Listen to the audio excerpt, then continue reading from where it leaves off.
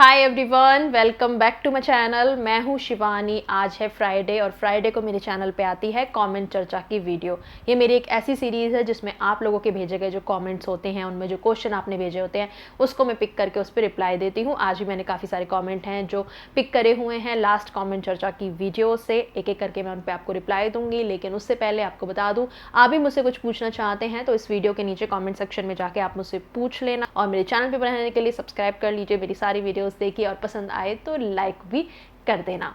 आइए अब आते हैं पहले क्वेश्चन पे। लास्ट जो वीडियो थी उसमें हमने एक कमेंट को डिस्कस किया था जिसमें कमेंट था कि अगर कोई फीमेल ऐसी है जिसको कभी पीरियड्स नहीं हुए हैं तो क्या उसको प्रेगनेंसी हो सकती है या नहीं। उस पर मैंने ये जवाब दिया, आप देख लीजिए कि डेफिनेटली प्रेगनेंसी नहीं होगी, क्योंकि प्रेगनेंसी का जो प्रोसेस है उसका सबसे पहला स्टेप्स ही है पीरियड्स का होना। पीरियड्स और कुछ भी नहीं है, ये हमारी बॉडी का एक ऐसा प्रोसेस है जो कि हर महीने होता है, जिसमें हमारा जो शरीर है, हमारा जो यूट्रस है, बच्चेदानी है, वो खुद को तैयार करती है बच्चे को कैरी करने के लिए। तो अगर वो इनिशियली स्टार्ट ही नहीं होगा प्रोसेस, वो झिल्ली जो एक बनती है बच्चे को प्रोटेक्ट करने के लिए, वो बनाना आपकी बॉडी शुरू ही नहीं करती, पीरियड्स वाला प्रोसेस ही आपकी बॉडी में नहीं होता, तो प्रेगनेंसी कैसे हो सकती है। अब उस वीडियो में एक और कमेंट आया जिसमें इन्होंने मेंशन किया, as per medical science it is possible to be pregnant even if period has not started. आइए अब इस पर थोड़ी सी मैं आपको क्लैरिटी दे देती हूँ, बिकॉज अगर मैंने कोई स्टेटमेंट दी है और वो अगर लोगों को मतलब इतनी क्लैरिटी से समझ नहीं आई तो आई थिंक मुझे उसे अच्छे से समझाना चाहिए। आइए इस बारे में बात करते हैं। देखिए, अगर एक लड़की है, टीनेज में है, जिसके पीरियड्स अभी तक आना स्टार्ट नहीं हुए हैं, आएंगे कुछ टाइम में, लेकिन पीरियड्स स्टार्ट होने से पहले ओव्यूलेशन की जो साइकिल होती है वो शुरू हो चुकी होती है। ओव्यूलेशन होता है जब एक फीमेल की बॉडी में जो यूट्रस है, यानी कि जो बच्चेदानी है, वहाँ पे अंडे का बनना, एक एग जो होता है वही जब फर्टाइल हो जाता है मेल के स्पर्म के साथ, तभी बच्चा बनता है। तो उस एग के बनने का प्रोसेस यानी ओव्यूलेशन का प्रोसेस एक फीमेल की बॉडी में स्टार्ट हो जाता है और उसके कुछ टाइम में ही पीरियड्स फिर आना शुरू होते हैं। धीरे धीरे करके बॉडी एक फीमेल को तैयार कर रही होती है एक प्रेगनेंसी के लिए। पहले एक प्रोसेस शुरू होता है, फिर दूसरा शुरू होता है पीरियड्स। फिर कभी कभी होता है कि शुरुआत में इतने रेगुलर नहीं होते, हर महीने नहीं होते, कभी भी डेट आ सकती है, कोई फिक्स टाइम नहीं होता। तो धीरे धीरे करके ये सारी प्रोसेसिंग होती है और एक ऐसा टाइम आता है कि जब एक फीमेल की एक प्रॉपर साइकिल तैयार हो जाती है, एक प्रॉपर तरीके से उसको पीरियड्स आते हैं, फिक्स्ड आते हैं, इतने टाइम के ही होंगे, एक प्रॉपर साइकिल बनती है। तो इस सब चीज़ में काफ़ी टाइम लग सकता है एक फीमेल की बॉडी में। अब ऐसे टाइम पे जब ओव्यूलेशन का टाइम स्टार्ट हो चुका है लेकिन पीरियड्स आना भी शुरू नहीं हुए हैं, या थोड़ी बहुत अभी कभी स्पॉटिंग हो गई तो हो गई, प्रॉपर नहीं शुरू हुए हैं, लेकिन ऐसे टाइम में मेल स्पर्म मीट करेगा तो हो सकता है प्रेगनेंसी हो जाए। मतलब कि पीरियड्स आना प्रॉपरली शुरू नहीं हुए, उससे पहले भी प्रेगनेंसी हो सकती है। लेकिन लास्ट वीडियो में जो मैंने डिस्कशन किया था वो इस सिनेरियो के बारे में नहीं था। वो सिनेरियो एक कम्प्लीटली डिफरेंट सिनेरियो था। वो ये था कि एक लड़की जिसकी उम्र काफ़ी बड़ी हो चुकी है, एक वो प्रॉपर विमेन है, अडल्ट है, लेकिन उसको टीनेज में उसके पीरियड्स हुए ही नहीं। उसके होने थे लेकिन हुए ही नहीं। अब वो अडल्ट हो चुकी है, हो सकता है उसकी उम्र 20 साल से ऊपर हो, 30 साल की हो, लेकिन तभी भी उसको पीरियड्स ना होते हुए हों। उसने अपना चेकअप नहीं कराया, अपना इलाज नहीं कराया। कभी कभी होता है ना कि घर वाले भी गाइड नहीं करते और लड़की को तो पता ही नहीं होता कितनी बार कि ये नॉर्मल नहीं है, उसके अभी तक पीरियड्स नहीं आए हैं। और ऐसे में किसी प्रॉब्लम की वजह से ऐसा हुआ होगा ना, लाइक हो सकता है उसकी बॉडी में ओव्यूलेशन और पीरियड्स का जो प्रोसेस होता है बच्चेदानी में वो होता ही ना हो। उसके बच्चेदानी में ये कोई प्रॉब्लम हो, कोई बीमारी हो। जैसे पुराने ज़माने में एक टर्म यूज़ किया जाता था बांझ, कि ये लड़की तो बांझ है, ये तो कभी माँ बन ही नहीं सकती। या जैसे इंग्लिश में बोला जाए तो ये फीमेल इनफर्टाइल है, इसकी फर्टिलिटी नहीं है, ये इनफर्टाइल है, ये कभी माँ नहीं बन सकती। तो ऐसे टर्म्स भी ऐसी लड़कियों को दिए जाते हैं कि जिनके बॉडी में कोई प्रॉब्लम होने की वजह से उनको पीरियड्स नहीं हुए, उनकी बॉडी में ये जो साइकिल है वो होती ही नहीं है। तो ऐसे में वो माँ नहीं बन पाएगी, फिर उसको कोई ट्रीटमेंट करवाना पड़ेगा, मेडिकल हेल्प लेनी पड़ेगी। आईवीएफ के प्रोसेस के थ्रू ऐसी फीमेल जो है वो माँ बन सकती हैं। तो मेडिकल ट्रीटमेंट उसको चाहिए होगा, लेकिन अगर उसके पीरियड्स आए ही नहीं एडल्ट होने तक, या लेट हो गए हैं, जैसे कि 18-19 साल तक की भी लड़की हो गई, उसके पीरियड्स अभी तक हुए ही नहीं और वो फिजिकल होती है और वो ये बोले कि मेरे मेरे तो पीरियड्स आए ही नहीं, लेकिन मैं प्रेग्नेंट होंगी या नहीं होंगी।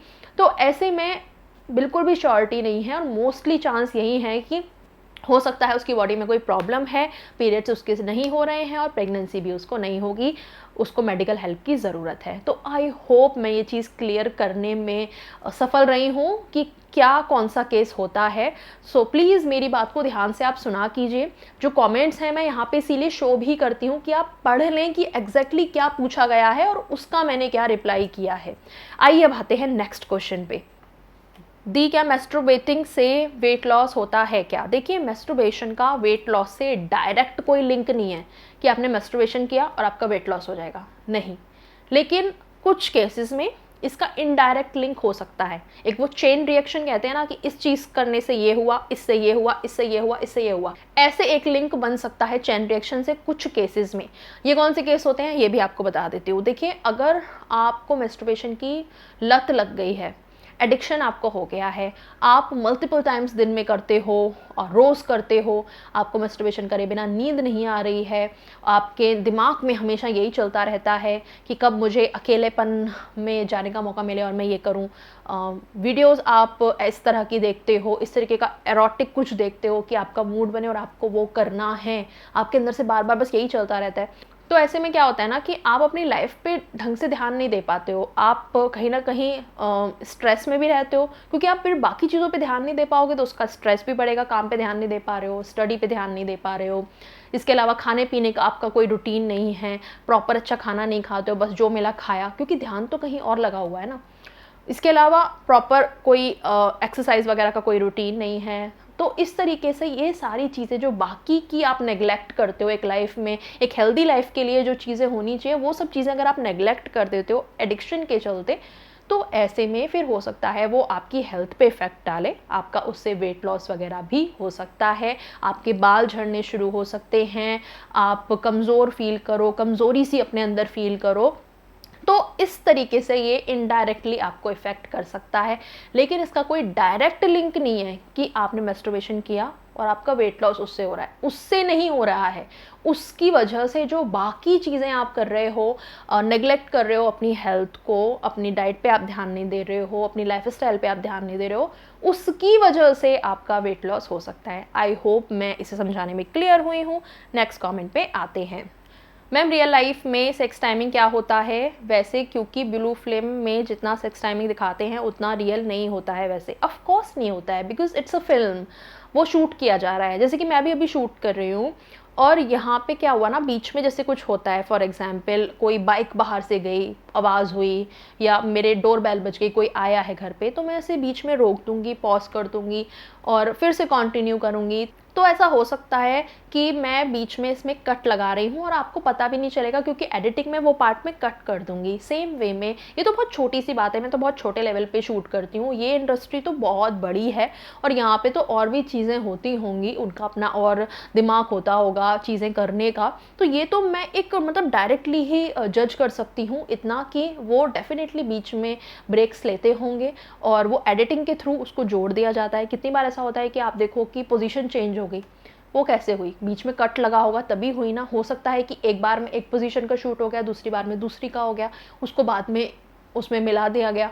आपको कैसे पता चलेगा? नहीं पता चलेगा। तो आप ये मान के चलो कि इट्स फॉर एंटरटेनमेंट ओनली, इसका रियलिटी से कोई कनेक्शन नहीं होता, रियलिटी डिफरेंट होती है, ये सिर्फ आप एक एंटरटेनमेंट के लिए देख रहे हो। अब जहाँ तक बात आती है कि रियल टाइमिंग क्या होती है, तो देखिए रियल टाइमिंग बहुत सारी चीज़ों पे डिपेंड होती है। मेरी इस पे वैसे सेपरेट वीडियो है, मैं आपको रिकमेंड करूँगी अगर आप वो देखो तो ज़्यादा बेटर रहेगा। मैं उसका लिंक दे दूँगी आपको इस वीडियो के एंड में। यहाँ पे मैं आपको जल्दी में बस थोड़ा सा इसका एक्सप्लेनेशन दे देती हूँ। देखिए, टाइमिंग जो होती है, पहली बात तो वो पेनिट्रेटिव जो टाइमिंग है वो कैलकुलेट की जाती है। आपका मूड कब से बना, आपने फोरप्ले कितना किया, उसके बाद में आपने सेकेंड टाइम करा या नहीं करा, वो सब मैटर नहीं करता।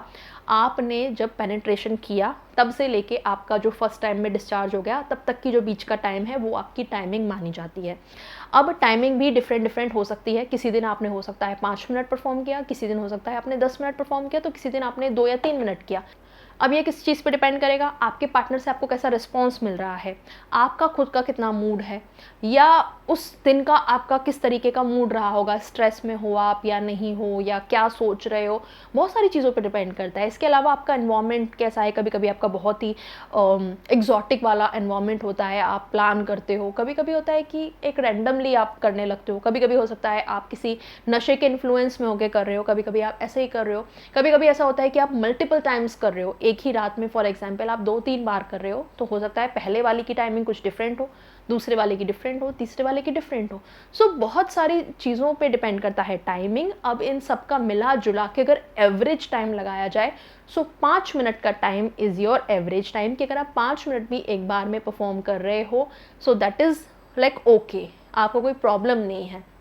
अगर आपकी टाइमिंग 1 से 1.5 मिनट की है, मतलब आपने पेनिट्रेट किया और उसके बाद 1 मिनट में ही या 1.5 मिनट में ही आपका डिस्चार्ज हो गया, तब थोड़ी सी आपकी टाइमिंग कम है, देन आपको थोड़ा सा इस पे अपना ध्यान देने की ज़रूरत है। और हाँ, 1-1.5 मिनट भी अगर कभी कभार आपके साथ ऐसा हुआ है तो प्रॉब्लम नहीं है। रिपीटेडली आपकी टाइमिंग यही आ रही है अगर, तो जैसे कि आपने पूरा महीने में फॉर एग्जाम्पल 15 बार अगर आप इंटीमेट हुए हो, तो वो सारी 15 बार में या 10 बार में आपकी मैक्सिमम टाइमिंग में 1 से 1.5 मिनट की टाइमिंग रही है, देन आपको प्रॉब्लम है। ऐसा नहीं है कि एक बार में आप 1 मिनट में हो गए, कभी हो सकता है उस समय आपको बहुत ज़्यादा स्ट्रेस रहा हो या बहुत ज़्यादा हाई लेवल पे एक्साइटेड पहले से हो और आपका जल्दी हो जाए।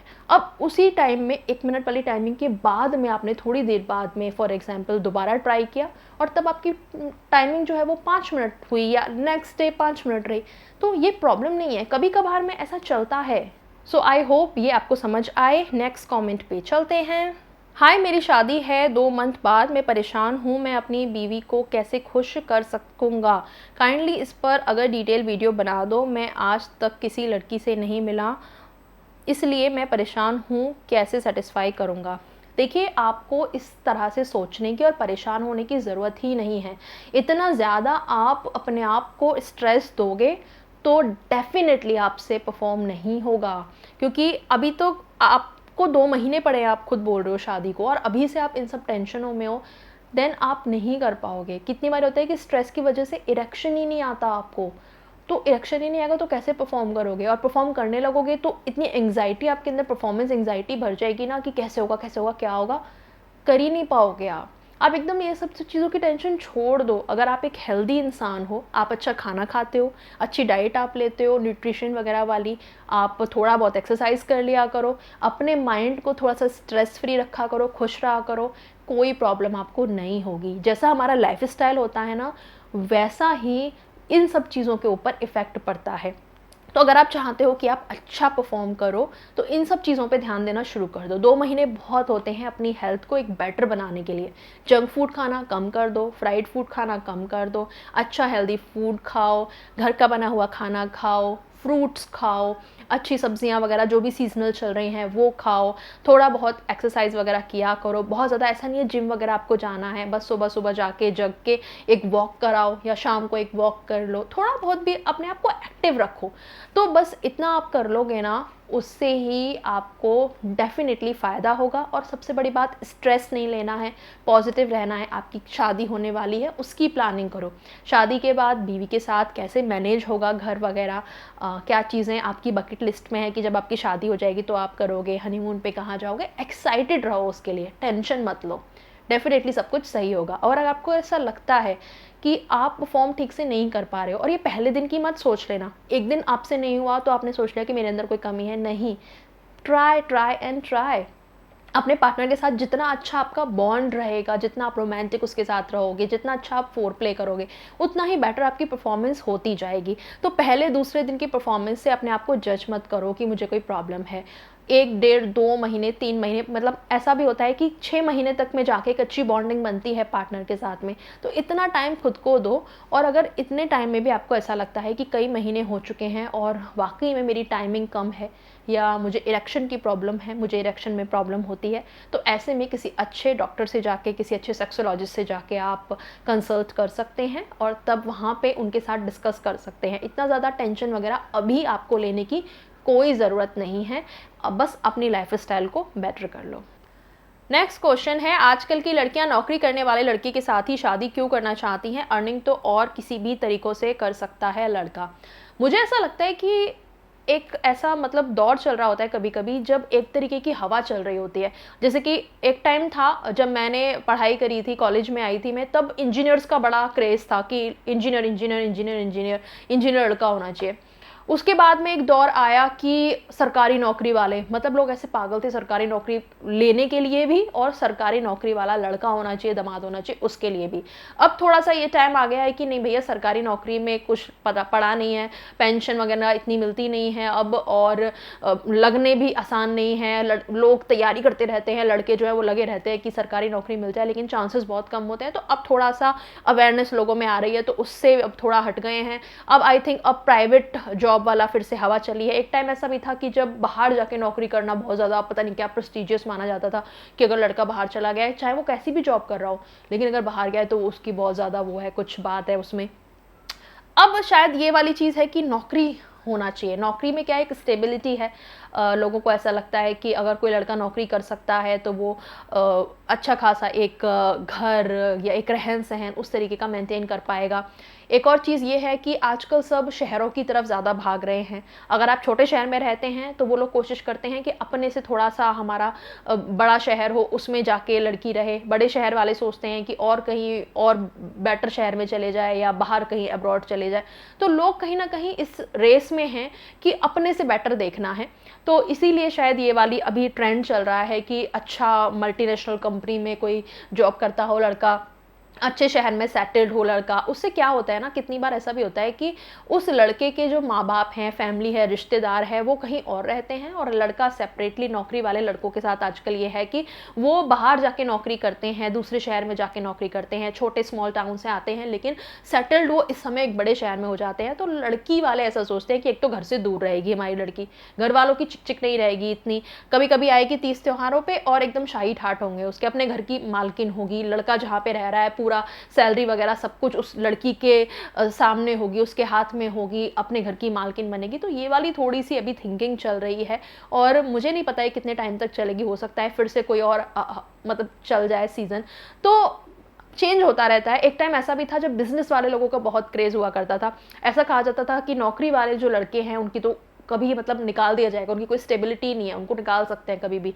बिजनेस वाला बंदा है, वो मोटे पैसे कमाता है, वो अपना टैक्स भी सेव करता है, मतलब इतनी ट्रांसपेरेंसी नहीं है कि वो टैक्स वगैरह भरते भी होंगे, वहाँ भी बचाते हैं। तो बिजनेस वाले लोगों का भी बहुत एक टाइम पे चलन था। और अभी जैसे कि स्टार्टअप्स वालों का भी आया था बीच में कि स्टार्टअप स्टार्टअप स्टार्टअप। तो अभी का तो यही सीन चल रहा है, बाकी आगे आने वाला वक्त बताएगा। आपको, मुझे ऐसा लगता है, इतनी ज़्यादा टेंशन नहीं लेनी चाहिए। आप जिस चीज़ में अच्छे हो, जहाँ पे आपका मन करता है, जहाँ आपको लगता है कि आप ये काम कर सकते हो, आपको वो करना चाहिए। इतना ज़्यादा क्या ट्रेंड चल रहा है नहीं सोचना चाहिए, क्योंकि फिर कंपटीशन भी तो उस चीज़ में फिर ज़्यादा हो जाता है ना। जहाँ पे लोग कम ध्यान दे रहे हैं वहाँ कंपटीशन कम होगा, वहाँ पे सक्सेसफुल होने की चांसेस भी ज़्यादा होंगे। नेक्स्ट क्वेश्चन है दी, मेरे आपसे ये क्वेश्चन है कि ज़्यादा बॉयज़ को इमोशनल गर्ल और रोने वाली लड़की पसंद होती हैं क्या? यार, रोने वाली लड़कियां बॉयज़ को मुझे नहीं लगता पसंद होती होंगी, क्योंकि बॉयज़ वैसे ही इतने इमोशनली इतने एक्टिव नहीं रहते। उनको नहीं समझ में आता कि इमोशंस के साथ कैसे डील किया जाए। अपने तो उनको इमोशंस नहीं समझ में आते ज़्यादातर लड़कों को, और लड़कियों के भी समझना थोड़ा मुश्किल होता है। ऊपर से अगर आप और बहुत ज़्यादा इमोशनल होते हो, बात बात पे रो देते हो, तो मुझे नहीं लगता किसी को भी, मतलब लड़का क्या हो, कोई लड़की भी हो ना, उसको भी नहीं पसंद आएगा अगर कोई बहुत ज़्यादा रोतड़ू हो। तो मतलब आप ऐसे फ्रेंड्स के साथ भी नहीं मतलब रह पाओगे जो बहुत ज़्यादा रोतड़ू हो। तो मुझे ऐसा लगता है कि अगर आप ऐसे हो, क्योंकि मैं एक ज़माने में ऐसी थी, इसलिए मैं आपसे रिलेट कर सकती हूँ कि अगर आप ऐसे हो कि आपको बात बात पे रोना आ जाता है, अगर कोई आपको कुछ बोल भी दे, अगर कुछ कह दे, कोई डांट लगा दे, आपकी गलती भी नहीं है, आप ये भी नहीं कह पाते हो कभी कभी कि ये मेरी गलती नहीं है, मैंने ऐसा नहीं किया, आप बस रोने लग जाते हो। बहुत सारी ऐसी लड़कियां हैं जो ऐसी होती हैं, और मैं भी एक टाइम पे ऐसी थी। लेकिन अपनी प्रॉब्लम समझनी पड़ेगी। देखिए, आप अपने आप को बेटर कर सकते हैं एज अ ह्यूमन जब आप अपनी प्रॉब्लम को समझेंगे कि ये मेरे अंदर प्रॉब्लम है। तो सबसे पहले तो एक्नॉलेज करना पड़ेगा कि हाँ, मैं रोतड़ू हूँ, मैं बहुत ज़्यादा इमोशनल हूँ, and I can change it. और वो आएगा सबसे पहला तो कॉन्फिडेंस अपने आप पे लाके। जो चीज़ें आपको ऐसी लगती हैं कि मेरे अंदर ये कमी है, इसको मैं इम्प्रूव कर सकती हूँ। तो हर जितनी चीज़ें आप करते जाओगे ना अपने आप को बेटर करने के लिए, उतना ही आपके अंदर कॉन्फिडेंस आता जाएगा। दूसरा, अपने लिए खड़ा होना सीखिए। हो सकता है शुरू शुरू में आप रोते रोते ही अपना जवाब दे रहे हो किसी को, दैट्स नॉर्मल, लेकिन आप एटलीस्ट जवाब देना सीखिए। पुश ओवर करने वाले बहुत सारे लोग होंगे जो आपको पुश ओवर करेंगे, मतलब आपके ऊपर सारा जिम्मा डाल दिया किसी गलती का, आपको ब्लेम लगा दिया। लेकिन अपने लिए खड़ा होना आना चाहिए। थोड़ा थोड़ा करके शुरुआत करो, बोलना सीखो कि नहीं ऐसा नहीं है, इसमें मेरी गलती नहीं है। तो थोड़ा थोड़ा करके हम शुरुआत करेंगे ना, तो हम अपने आप को डेफिनेटली चेंज कर पाएंगे। और इसमें कहीं ना कहीं आपको हो सकता है किसी की बैकिंग की भी ज़रूरत पड़े। जैसे कि लड़कियों के लिए हो सकता है, बहुत सारी लड़कियां अपनी मम्मी के साथ बहुत ज़्यादा क्लोज होती हैं, उनसे सारी बात कह सकती हैं, वहाँ से हमें कॉन्फिडेंस मिलता है। बहुत सारी लड़कियां अपने फादर के साथ या अपने भाई बहन के साथ वहाँ क्लोज होती हैं। तो किसी ना किसी के साथ आप अपना वो सारा मतलब बात कह सकें, अपने मन की भड़ास निकाल सकें। ऐसा कोई इंसान होना चाहिए जो हमें कॉन्फिडेंस दे कि अरे ऐसे कुछ नहीं होता, स्ट्रॉन्ग मन स्ट्रॉन्ग, ऐसा वाला कोई होना चाहिए। और मतलब अपने घर से अगर आपको ये सपोर्ट नहीं मिलता तो आप थोड़ा सा वेट करो। एक ना एक दिन आपकी लाइफ में हो सकता है ऐसा कोई इंसान आए। जैसे कि मेरी लाइफ में बहुत बड़ा चेंज आया जब मैं अपने हस्बैंड से मिली। दैट टाइम वो मेरे बॉयफ्रेंड थे, तो उन्होंने मुझे बहुत इस चीज़ में सपोर्ट किया और मुझे बहुत ज़्यादा स्ट्रॉन्ग बनाया, जवाब देना लोगों को सिखाया, अपने लिए खड़ा होना सिखाया, स्ट्रॉन्ग कैसे बनना है, स्ट्रॉन्गली अपनी बात पे मतलब कैसे रहना है, वो सब चीज़ें सिखाई। और इसका बहुत सारा श्रेय मैं अपने इन लॉज को भी देना चाहूँगी। मेरी सासू माँ, मेरे ससुर जी, उन्होंने भी बहुत ज़्यादा मुझे स्ट्रॉन्ग बनाया है। और कितनी बार ऐसा होता था कि मैं चीज़ें सोच सोच के रोने लगती थी कोने में बैठ के, और उन लोगों को बहुत इरिटेटिंग लगता था वो कि मैं उनसे क्यों नहीं कह रही हूँ, मैं क्यों रो रही हूँ। लेकिन मेरे अंदर वो था ही नहीं अपनी चीज़ें बताने का या शेयर करने का। तो वहाँ से भी उन लोगों ने मुझे बहुत निकाला है और इस कॉन्फिडेंस में लाए हैं कि मैं उनके साथ बात कर सकती हूँ। अगर मुझे कोई चीज़ बुरी लगी है मैं उन्हें बोल सकती हूँ, अगर मेरे साथ कोई प्रॉब्लम है मैं उनके साथ शेयर कर सकती हूँ। तो ऐसा कोई ना कोई हमारी लाइफ में होना चाहिए, एक ऐसा दोस्त जिसके साथ हम चीज़ें डिस्कस कर पाएँ, ना कि बैठ के कोने में बुरा मान के रोएं। सो आई होप यू लक कि आपको ऐसा इंसान मिले, और नहीं तब तक नहीं मिल रहा जब तक आप अपने आप को बेटर बनाने के लिए काम करें। तो आज की वीडियो के लिए था इतना ही। यही सारे क्वेश्चन थे जो मैंने पिक करे, और इस बार मैंने थोड़े कम क्वेश्चन पिक करे क्योंकि इनमें एक्सप्लेनेशन काफ़ी ज़्यादा हो गया, तो मुझे पता था कि वीडियो लंबी हो जाएगी। अगर आपने भी कोई अच्छा क्वेश्चन पूछा हो जो कि मैंने अभी तक पिक नहीं किया है, तो आप इस वीडियो के नीचे वो क्वेश्चन मुझसे पूछ लेना, नेक्स्ट वीडियो में मैं उसे पिक कर लूँगी। अभी के लिए इतना ही, मिलती हूँ आपसे नेक्स्ट वीडियो में। मेरी वीडियोज़ ऐसे ही देखते रहो, लाइक करते रहो, चैनल पर बने रहने के लिए सब्सक्राइब कर लेना। Bye bye, take care.